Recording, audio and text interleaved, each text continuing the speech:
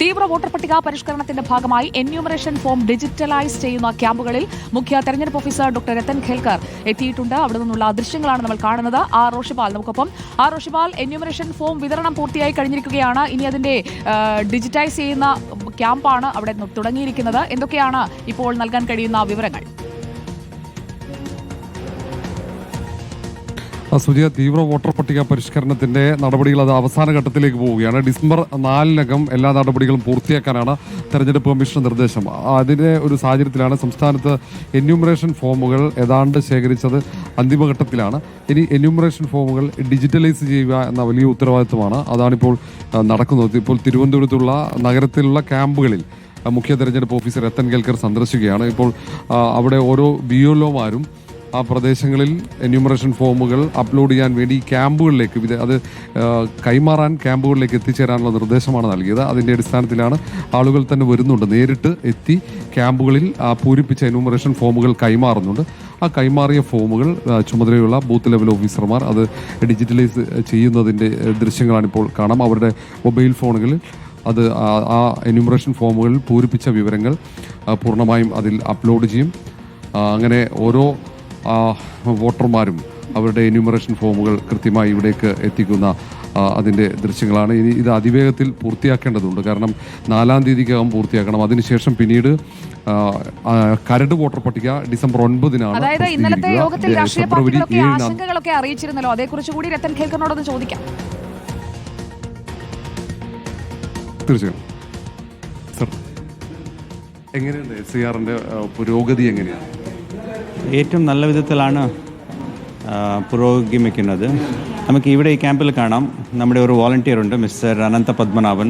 അദ്ദേഹം ഒരു സ്റ്റുഡൻ്റാണ്, ഒരു UPSC ആസ്പിറൻ്റ് ആണെന്ന് തോന്നുന്നു. സോ അദ്ദേഹം വളരെ ആസക്തി, ഒരു നല്ല താല്പര്യത്തോടു കൂടിയാണ് ഈ ഒരു കാര്യം ചെയ്തുകൊണ്ടിരിക്കുന്നത്. അതുപോലെ തന്നെ BLO എന്നെ സഹായിക്കാൻ വേണ്ടിയിട്ട് നമ്മുടെ വില്ലേജ് സ്റ്റാഫ് അടക്കം സഹായിക്കുന്നുണ്ട്. സോ ഫോം വിതരണം ചെയ്യുന്നതിലും തിരിച്ച് വാങ്ങുന്നതിലും പിന്നെ അതുപോലെ തന്നെ ഡിജിറ്റലൈസ് ചെയ്യാൻ വേണ്ടിയിട്ട് ഒരു കൂട്ടായ്മ പ്രവർത്തനം. എന്യൂമറേഷൻ ഫോമുകൾ വന്നു തുടങ്ങി. ഈ ഡിജിറ്റലൈസ് ചെയ്യുക അത് കുറച്ചുകൂടെ വലിയ ഉത്തരവാദിത്തമാണല്ലോ. ഈ പറഞ്ഞ സമയത്തിനുള്ളിൽ തന്നെ പൂർത്തീകരിക്കാൻ സാധിക്കും? തീർച്ചയായിട്ടും. ഇപ്പോൾ താങ്കൾക്ക് തന്നെ കാണാം, ഇതൊരു മിനിറ്റിന് താഴെയാണ് ഒരു ഫോം ഡിജിറ്റലൈസ് ചെയ്യാൻ എടുക്കുന്നത്. സോ വളരെ ഈസി ആയിട്ടുള്ള ഒരു പ്രോസസ്സാണ്. നമ്മുടെ ഇതുപോലത്തെ ക്യാമ്പ് ഈ ജില്ലയിൽ മാത്രമല്ല, നമ്മുടെ സംസ്ഥാനത്ത് മൊത്തം എല്ലാ സ്ഥലത്ത് ഇങ്ങനെയുള്ള ക്യാമ്പ്സ് നടക്കുന്നുണ്ട്. ഇങ്ങനെ ഒരു കൂട്ടായ്മ പ്രവർത്തനത്തോടു കൂടി നമുക്ക് ഒരാൾക്ക് ഒരു പ്രയാസം വരാത്ത രീതിയിൽ ചെയ്യാൻ ഒരു പ്രക്രിയ വളരെ ഈസി ആയിട്ടുള്ള കാര്യമാണ്. നമ്മൾ നേരത്തെ തന്നെ പറഞ്ഞിട്ടുള്ളതാണ്. ഒരു 50ഓളം ഇല്ല അതിന് കൂടുതൽ ആൾക്കാർ ഓൾറെഡി മൊത്തം കംപ്ലീറ്റ് ചെയ്തു, ഡിജിറ്റൈസ് ചെയ്തത് കംപ്ലീറ്റ് ചെയ്തു.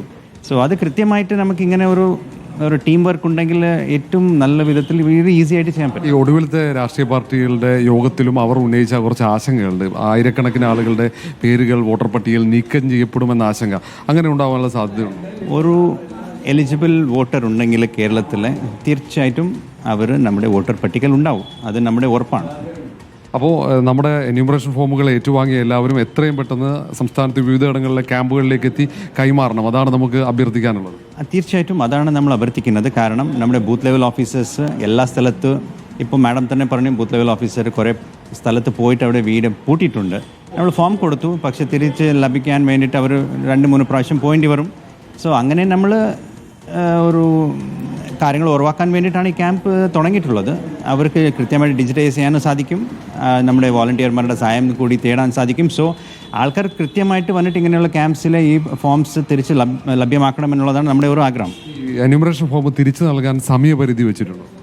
നമ്മൾ ശരിക്കും ഉദ്ദേശിക്കുന്നത് എത്രയോ പെട്ടെന്ന് ചെയ്യണം എന്നുള്ളതാണ്.